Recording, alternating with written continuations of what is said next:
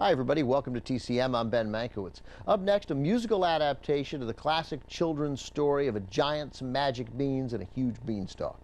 From 1975, it's Jaws. Now, from Warner Brothers in 1952, it's Jack and the Beanstalk.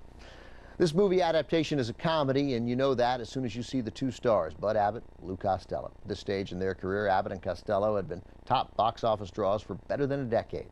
Given their clout, they decided to begin producing their own movies. So they worked out an interesting deal where they'd temporarily break away from their home studio, that was Universal, and make two movies on their own.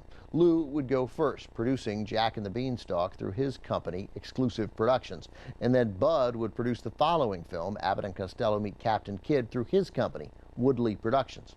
Warner Brothers agreed to finance both films. Then Bud and Lou made another significant change in their formula. They decided these two films, unlike all their previous movies, would be in color. And these two films became the only two Abbott and Costello movies in color. The story begins with Bud and Lou taking jobs as babysitters. As Lou reads Jack and the Beanstalk to the kids, he falls asleep and he dreams his way into the story. Bud shows up in the dream as the shifty fella who sells Jack the magic beans, and he eventually heads up the Beanstalk with him to encounter the giant. After Abbott and Costello Meet Captain Kidd, Bud and Lou went back to Universal, and they never produced another film on their own again. But by that time, they'd become stars of the small screen as well with their successful Abbott and Costello TV show.